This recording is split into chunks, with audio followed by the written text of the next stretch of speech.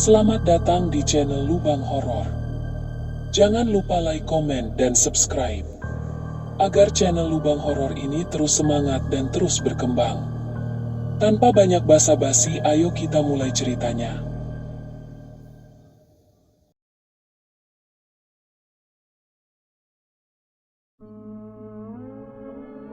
Di kaki Gunung Kawi, di antara rimbunnya hutan yang nyaris tak pernah tersentuh manusia, terbentang sebuah jalur setapak yang tak tercantum di peta manapun. Kabut pagi menggantung berat di antara pepohonan tua, menciptakan kesan bahwa waktu di sana berjalan lebih lambat, atau bahkan berhenti. Tak banyak yang berani melintasi jalur itu, sebab warga sekitar mempercayai adanya tanah yang bukan milik manusia di baliknya. Namun, segala ketakutan itu menjadi bahan tertawaan bagi para penebang liar yang, dalam keserakahan mereka, menyusup lebih dalam dari yang seharusnya. Salah satu dari mereka, Sarto, seorang pria parubaya dengan hidup keras dan sikap skeptis terhadap segala hal gaib, tak pernah kembali dari perjalanan terakhirnya. Yang ditemukan hanyalah parang patah dan topinya, tergeletak di dekat semak-semak yang membentuk lingkaran alami. Beberapa hari kemudian, sekelompok relawan pencari jejak menyusuri jalur yang sama. Mereka menemukan sesuatu yang seharusnya tidak ada di sana. Sebuah gerbang batu besar berlumut, dengan ukiran Belanda kuno di sisi atasnya, menyambut mereka ke dalam sebuah desa yang berdiri terlalu megah untuk hutan sedalam ini. Bangunan bergaya kolonial berjajar rapi di kedua sisi jalan berbatu. Halaman rumah bersih tanpa setitik debu. Lampu-lampu gantung menyala redup. Bunga-bunga mekar segar di pot-pot keramik, dan air mancur kecil di tengah desa memercikan air jernih seolah baru dibersihkan pagi itu. Dan perasaan aneh seolah setiap jendela memperhatikan mereka. Salah satu relawan, Dito, merasa bulu kuduknya berdiri sejak langkah pertama. Yang lain, Sri, merasa bajunya ditarik lembut oleh tangan kecil, tapi saat menoleh, tak ada siapapun. Mereka tak menemukan jejak Sarto. Namun yang lebih mengganggu adalah bahwa peralatan GPS mereka menunjukkan lokasi yang tak masuk akal. Mereka seolah berada di tengah danau. Kembali ke desa terdekat, cerita mereka ditanggapi dengan dingin. Para tetua desa hanya menatap satu sama lain sebelum berkata pelan, "Itu tempat yang tidak boleh disebut." Tak ada penjelasan lebih lanjut, hanya larangan untuk tidak kembali ke sana, dan sesajen yang mulai rutin diletakkan di pinggir hutan tiap malam Jumat Kliwon. Desa itu, entah dari mana asalnya, telah muncul begitu saja. Tak tercantum di arsip Belanda, tak ada di peta kolonial, dan tak pernah disebut dalam kisah lisan warga sekitar. Namun, desa itu nyata, terlalu nyata untuk menjadi sekadar ilusi. Dan sejak kemunculannya, udara di sekitar Gunung Kawi terasa berbeda, lebih berat, lebih diam, seolah menahan napas menanti seseorang yang cukup nekat untuk masuk dan tidak keluar lagi. Banyak yang penasaran, tapi rasa penasaran, seperti yang sejarah sering buktikan, adalah pintu pertama menuju bencana. Kabar tentang desa megah yang muncul tanpa jejak sejarah mulai menyebar dalam lingkaran terbatas komunitas paranormal dan peneliti fenomena anomali. Namun, bagi Ardi, seorang peneliti independen yang telah bertahun-tahun menyelidiki situs mistis di Jawa Timur, kisah ini terasa berbeda. Bukan sekadar karena kemunculannya yang tiba-tiba, melainkan karena adanya satu laporan yang menghantui pikirannya berhari-hari. Seorang pengusaha properti asal Surabaya, Harjono, dikabarkan hilang usai mengaku mendapat panggilan dari seorang wanita berpakaian putih yang muncul di tepian hutan Gunung Kawi. Sebelum menghilang, pria itu sempat mengirim rekaman suara kepada asistennya, hanya 5 detik, dengan suara gemetar. Dia bilang rumah itu milik kita sekarang, rumah kita, rumah kita. Setelah itu, ponselnya mati. Ardi, yang telah menyelidiki berbagai situs pesugihan dan legenda lokal di kawasan itu, merasa tarikan aneh dari kasus ini. Ada pola yang terlalu samar untuk dijelaskan, namun cukup konsisten untuk dipahami oleh seseorang yang sudah lama menyelami dunia yang tersembunyi di balik realitas kasat mata. Bersama 3 orang yang sering menjadi rekan penelitiannya, Rina, wanita muda dengan intuisi tajam yang seperti bisa merasakan kehadiran makhluk tak terlihat, Bimo, pria rasional yang bertugas mendokumentasi dengan peralatan elektromagnetik, dan Ilham, juru pelacak berpengalaman dari desa setempat, Ardi memulai perjalanan menuju hutan Gunung Kawi. Mereka tidak datang dengan niat bermain-main, tetapi membawa alat perekam suara ultrasensitif, kamera inframerah, dan pemetaan termal. Hari pertama memasuki hutan, suasana terasa biasa. Namun begitu memasuki malam, suhu turun drastis, dan kabut turun begitu tebal hingga cahaya senter tampak seperti menabrak dinding putih. Di malam itulah, di antara bisikan angin dan desah ranting yang patah, suara langkah terdengar dari kejauhan. Tidak tergesa, tidak tergopoh, justru terlalu tenang. Rina adalah yang pertama mendengar suara tawa kecil. Namun saat ia memanggil yang lain, suara itu berhenti mendadak, digantikan aroma melati yang menusuk, seolah buket bunga disodorkan tepat ke hidung. Ketika fajar menyingsing, mereka menemukan desa itu. Sama seperti yang dikisahkan, gerbang batu tinggi, jalanan batu bersih tanpa lumpur, rumah-rumah besar bergaya kolonial yang tampak seperti baru dicat kemarin. Yang paling aneh adalah, meja-meja makan di teras rumah terisi penuh. Nasi hangat mengepul, pisang goreng emas mengilap, teh manis di gelas kristal masih berembun. Tidak ada suara manusia, tetapi udara dipenuhi kesan bahwa tempat ini sedang merayakan sesuatu, menyambut tamu. Ilham, yang paling peka terhadap gerakan alam, tiba-tiba kehilangan arah. Kompas berputar tanpa arah, dan GPS mereka menunjukkan mereka bergerak di tengah laut, meski jelas mereka masih menginjak tanah. Lebih mengganggu lagi, kamera inframerah tidak menangkap bentuk tubuh mereka di layar, hanya kontur hangat samar, seolah mereka hanyalah bayangan kabur. Lalu datanglah undangan yang sebenarnya. Saat malam turun, di halaman rumah besar yang berada di tengah desa, muncul cahaya dari lentera gantung. Rumah itu membuka pintunya sendiri. Di ambang pintu, berdiri seorang wanita berpakaian putih, rambut panjang menyapu lantai, wajah tertunduk. Ia tak berkata sepatah kata pun, tapi semua anggota tim merasakan hal yang sama. Panggilan tanpa suara, desakan halus namun kuat, seperti udara itu sendiri mendorong mereka untuk melangkah masuk. Dan mereka masuk. Di dalam rumah itu, aroma kayu manis dan dupa tua menyelimuti udara. Ruangan tertata rapi, namun terasa seperti museum hidup. Foto-foto keluarga dari zaman kolonial menghiasi dinding. Jam antik berdetak, tapi jarumnya tak bergerak. Di ruang tamu, terdengar alunan musik roncong dari radio tua yang tidak terhubung dengan sumber daya manapun. Ardi berdiri di tengah ruang makan, menatap sebuah meja panjang dengan 5 kursi. Salah satu kursi kosong, 4 lainnya diduduki oleh boneka kayu berpakaian seperti orang Belanda dan Jawa priai. Senyum terpahat di wajah mereka, dan mata boneka itu, entah bagaimana, terasa hidup. Perlahan, mereka semua sadar, desa ini tidak mati, tapi ia tidak pula hidup. Ia berada di antara sebuah ilusi yang menjaga keabadiannya sendiri, dan siapapun yang masuk adalah tamu dalam arti yang paling berbahaya. Hari ketiga di desa itu terasa seperti pekan keempat di dunia nyata. Ardi dan timnya mulai kehilangan rasa waktu.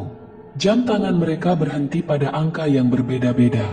Siang terasa terlalu cerah, namun tanpa matahari yang benar-benar terlihat. Dan malam datang tanpa perubahan warna langit.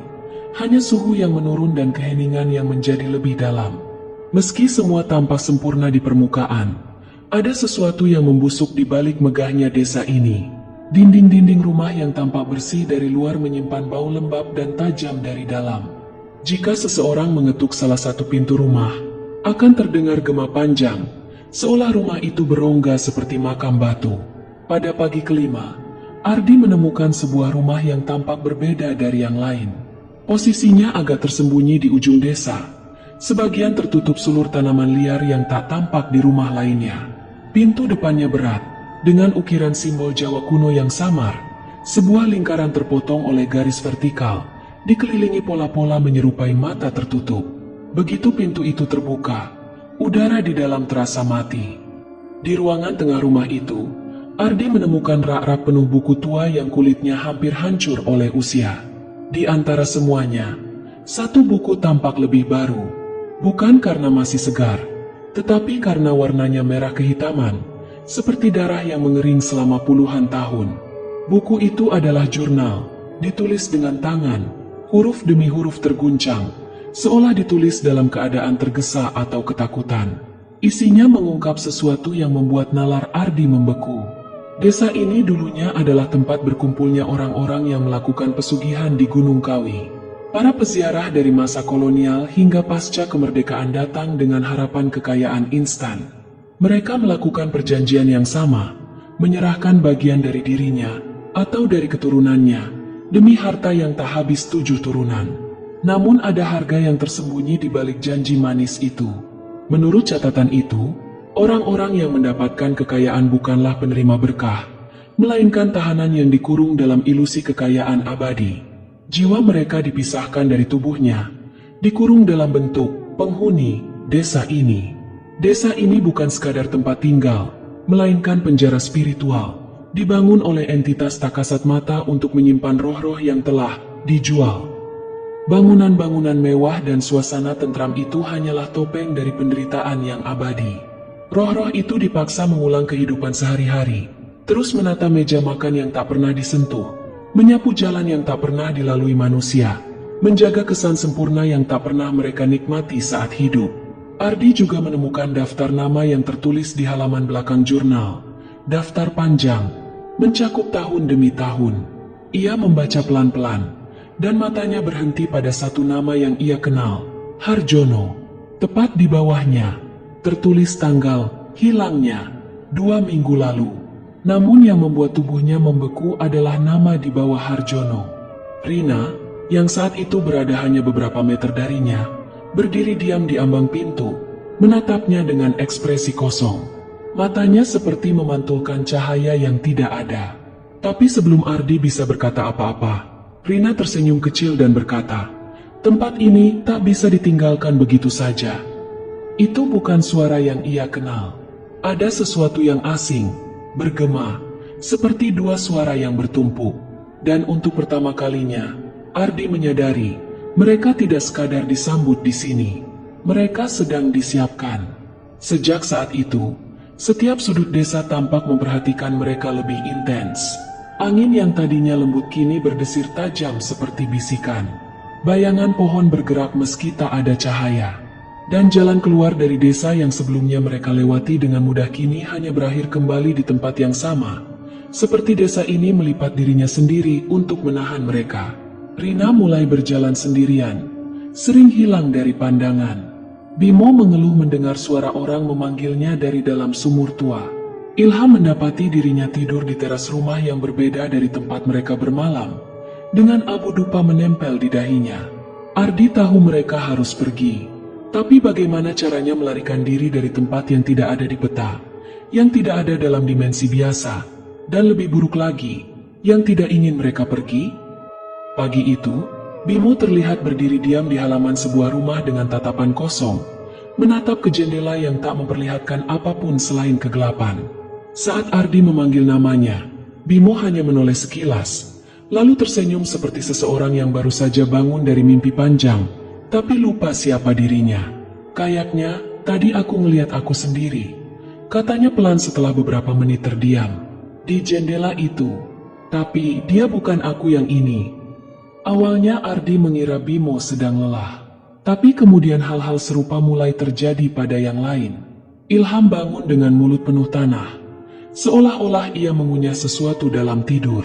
Rina, yang selama ini paling tenang, berjalan dalam lingkaran di pelataran rumah, menghitung angka yang tidak berurutan. Mulutnya bergumam cepat seperti sedang melafalkan mantra, namun dalam bahasa yang tidak dikenali. Mereka tidak tidur dengan benar. Tidur terasa seperti ditelan, bukan seperti istirahat. Dan ketika bangun, ada jeda beberapa detik di mana tak seorang pun benar-benar tahu siapa mereka. Ardi mulai menulis nama-nama mereka di balik tangannya. Ia takut lupa, takut jika satu hari ia bangun, dan pikirannya bukan lagi miliknya. Bayangan mereka pun mulai menunjukkan tanda-tanda ganjil. Setiap sore, saat matahari terbenam, bayangan mereka memanjang seperti biasa. Namun ketika mereka bergerak, bayangannya tidak selalu mengikuti. Puncaknya terjadi pada malam ketujuh. Rina menghilang selama 3 jam. Saat ia kembali, wajah dan tubuhnya tampak seperti biasa. Tapi Ardi menyadari satu hal yang membuat darahnya mendingin. Ia memakai kalung yang sama persis seperti yang dikenakan oleh sosok dalam lukisan tua yang tergantung di ruang tamu rumah utama. Sosok wanita zaman kolonial dengan senyum kaku dan mata kosong. Rina tidak pernah memakai kalung itu sebelumnya. Lebih buruk lagi, ketika Ardi memanggilnya dan menanyakan dari mana ia mendapatnya, Rina hanya menjawab, "Aku cuma mengambil punyaku kembali." Malam itu, Ardi terbangun karena suara ketukan di jendela kamarnya. Ketukan yang pelan tapi berirama, seperti isyarat. Di balik jendela, tampak siluet seseorang berdiri. Wajahnya tertutup rambut, tubuhnya kaku seperti patung. Ardi tidak membuka jendela, tapi saat ia menoleh ke cermin kecil di kamarnya, bayangan sosok itu berdiri di belakangnya. Cermin itu menunjukkan sesuatu yang tak sesuai dengan kenyataan. Refleksi dirinya tersenyum, padahal wajahnya tegang. Refleksi itu mengangguk pelan, lalu berbalik sendiri dan berjalan menjauh ke arah lorong gelap dalam pantulan cermin, bukan ke arah nyata manapun. Keesokan harinya, Bimo menghilang. Yang tersisa hanyalah sepatu botnya yang tertata rapi di depan pintu, dan kamera kecil yang ia bawa kemana-mana. Saat diputar, rekaman terakhir memperlihatkan Bimo berbicara ke arah kamera sambil berbisik, "Aku ngerti sekarang, desa ini bukan tempat tinggal. Ini tempat peniruan.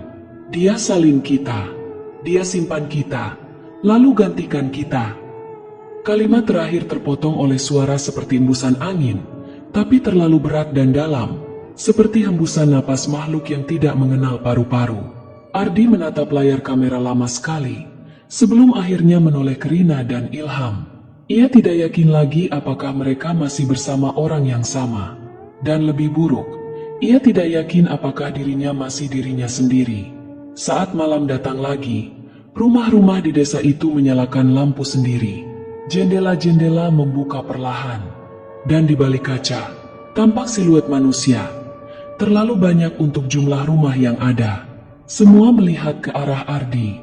Dan ia merasa semua itu adalah versi lain dari mereka yang telah masuk ke desa sebelumnya. Ardi merasa ada yang memanggilnya.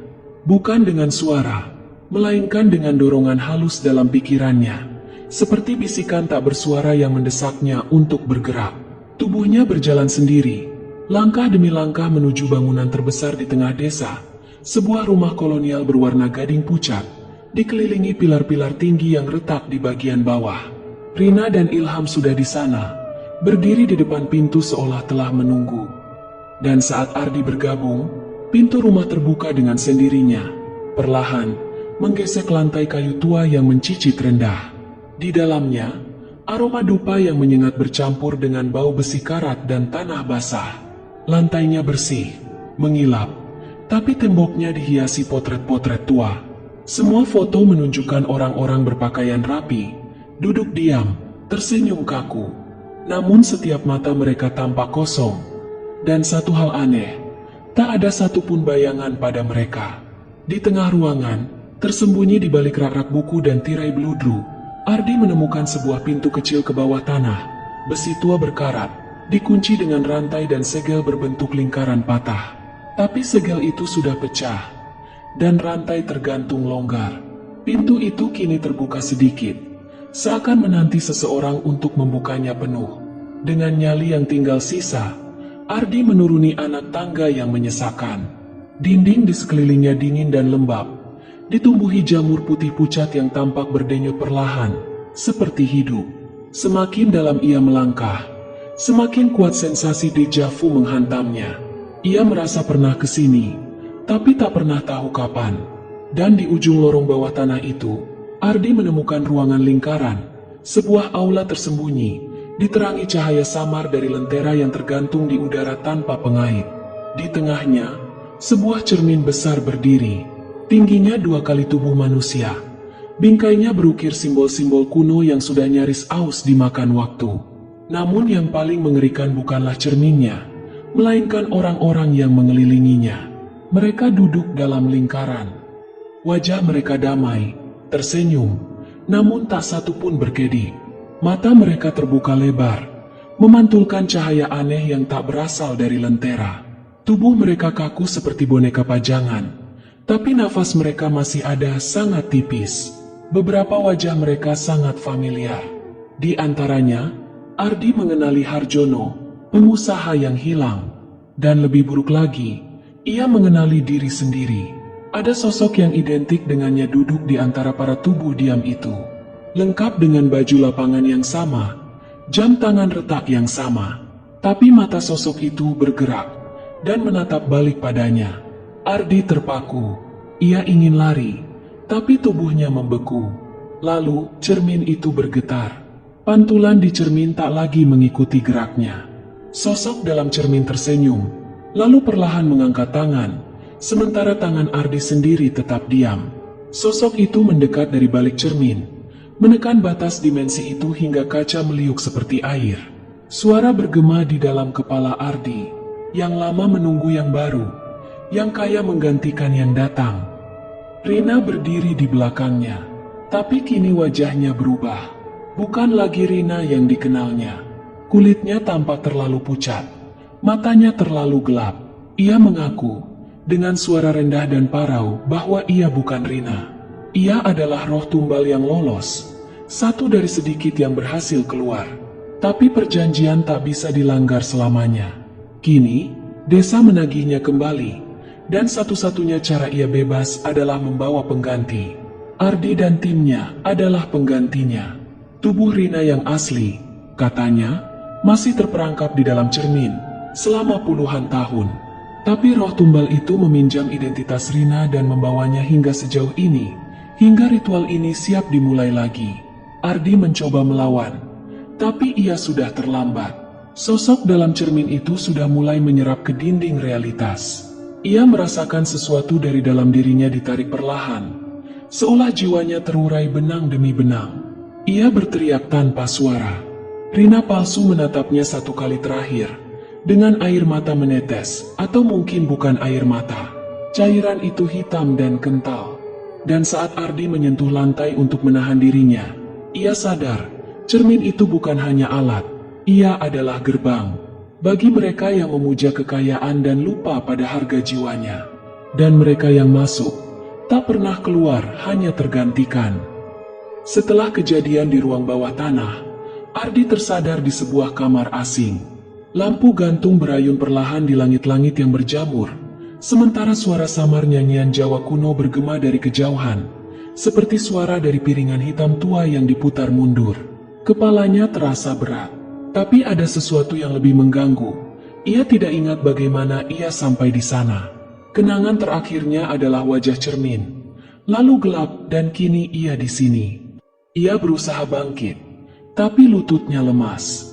Saat ia menggapai meja di samping tempat tidur untuk menopang tubuhnya, tangannya menyentuh sebuah buku kecil berdebu.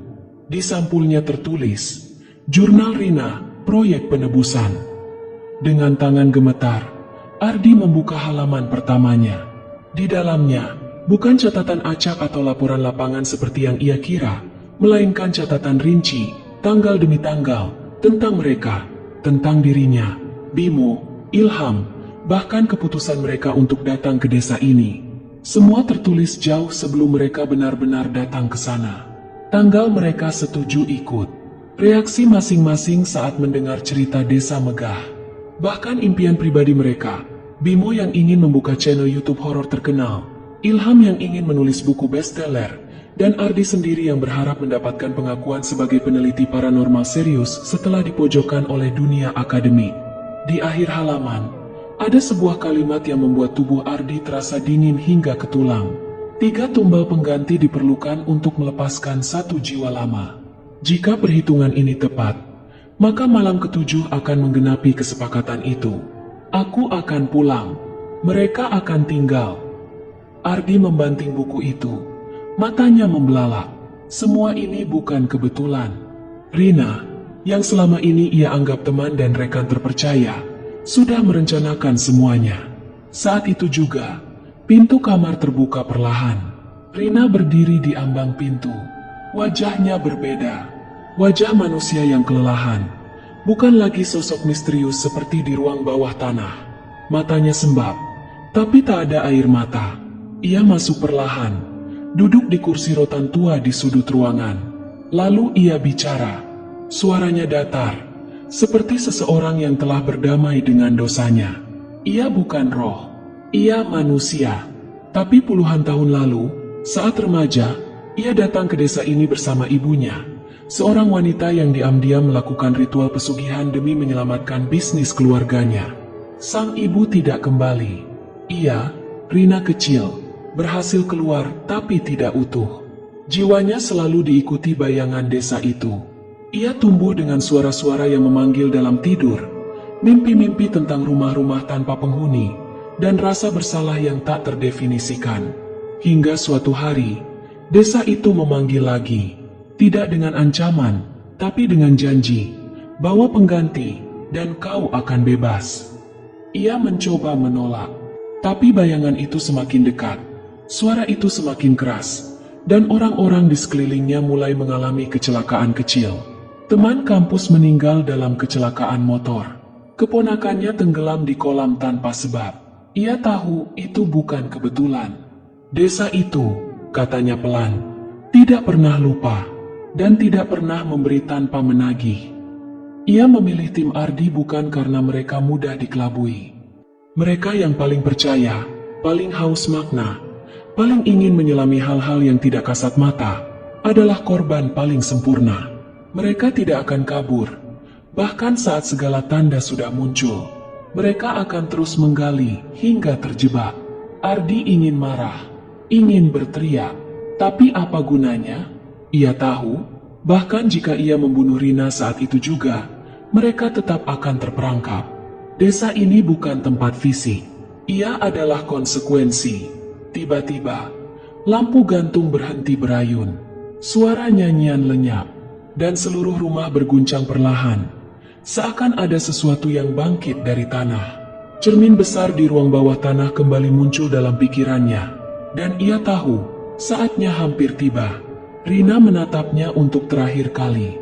Dengan lirih, ia berkata, "Aku tidak ingin ini terjadi, tapi aku tidak bisa kehilangan semua orang yang masih hidup. Aku lebih memilih kalian yang masuk, daripada melihat dunia luar terus dihancurkan karena satu dosa yang bukan aku yang buat." Lalu ia menghilang ke lorong gelap. Tak ada jejak, tak ada suara pintu. Ardi berlari keluar kamar, melewati lorong, menuruni tangga, menerobos angin dingin yang tak berasal dari alam. Tapi semuanya sudah berubah. Desa itu tak lagi megah. Atap-atapnya retak, dinding-dindingnya mengelupas. Wajah-wajah terlihat di jendela. Bukan manusia, tapi bayangan yang tersenyum. Dan ketika ia tiba di alun-alun tempat cermin berada, ia melihat sosok yang tidak ia harapkan. Terperangkap di balik cermin, tangannya menekan kaca dari dalam. Matanya merah, wajahnya memohon, mulutnya membentuk satu kata berulang-ulang. Ardi berdiri mematung di depan cermin raksasa itu. Napasnya memburu di antara suara lengkingan samar dari arah pepohonan yang menghitam. Di balik kaca buram itu, Rina yang asli, wanita muda dengan wajah tulus dan ketakutan yang nyata, menatap padanya dengan mata penuh luka dan harap. Tangannya terus menempel pada permukaan dingin, seolah mencoba menembus batas dunia. Di sekitarnya, desa mulai mengelupas dari kemegahannya yang semu. Lampu-lampu jalan yang sebelumnya terang mulai berkedip dan mati satu persatu. Bangunan bergaya kolonial yang anggun mulai menunjukkan wajah aslinya. Retak, lapuk, dan dipenuhi sulur-sulur akar gelap yang merambat seperti urat nadi makhluk purba. Langit berubah. Awan-awan menggulung perlahan ke pusat desa, membentuk pusaran hitam yang meneteskan embun merah seperti darah beku. Suara derap kaki terdengar di kejauhan, tapi tidak ada sosok yang terlihat, hanya suara. Seperti gema langkah dari jiwa-jiwa yang sudah lama kehilangan tubuh. Ardi tahu ini adalah akhir dari segalanya. Tapi ia juga tahu ini adalah satu-satunya kesempatan untuk menebus semuanya. Cermin di depannya bukan sekadar jendela. Ia adalah penyeberangan. Jalan satu arah yang hanya bisa dilalui jika seseorang memilih. Dan desa ini, dengan segala kemegahannya yang palsu, tidak pernah menawari keselamatan. Ia hanya menukar jiwa. Ardi mengangkat tangannya. Jemarinya menyentuh permukaan cermin, dingin dan bergetar seperti kulit orang sekarat. Rina di balik sana mengangguk perlahan.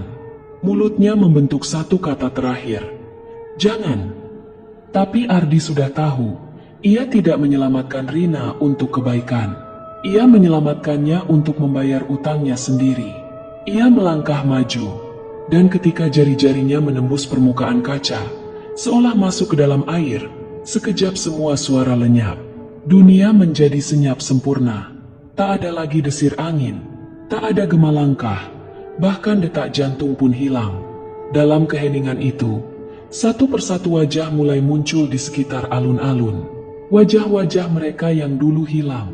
Para pengusaha yang dulunya tamak, pendaki yang tersesat, dan anak-anak yang tak pernah kembali ke rumah. Semuanya berdiri diam, menatap Ardi dengan senyum yang sama, lebar, namun tak hidup. Dan di tengah cermin, sosok Ardi kini tergantikan. Bukan dirinya yang asli, tapi salinan, sebuah versi dengan mata kosong dan senyum yang terlalu dalam. Sosok itu melangkah mundur dari kaca, kini berada di luar, di desa yang telah berubah kembali menjadi megah. Sementara Ardi terperangkap di dalam. Rina terduduk di tanah, kembali dalam tubuhnya. Ia menjerit, menangis, menyadari pengorbanan yang tak pernah ia minta tapi tetap ia terima. Tapi suara Ardi hanya tinggal bisikan terakhir. Jangan ulangi kesalahan ini. Jangan pernah kembali. Saat matahari terbit, desa itu kembali tak terlihat. Hutan Gunung Kawi menjadi seperti biasa, lebat, lembab, dan penuh bisikan dari balik semak. Tak ada tanda desa, tak ada bangunan kolonial, hanya kabut yang tebal dan keheningan. Namun, mereka yang cukup nekat untuk bermalam di kaki gunung, kadang mengaku melihat jalan batu yang tiba-tiba muncul saat malam gelap. Jalan yang diterangi lampu taman, menuju desa megah yang tak ada di peta manapun. Jika mereka mengikuti jalan itu, tak pernah ada yang kembali. Desa itu masih ada, bukan di dunia nyata, tapi di batas antara keserakahan dan pengampunan. Dan ketika seseorang datang dengan hati yang kosong tapi ambisi yang penuh, ia membuka gerbangnya, menyambut dengan kemegahan. Ardi kini berdiri di salah satu balkon rumah tua di sana. Ia sudah menjadi bagian dari desa, bagian dari kisah yang tak pernah selesai ditulis.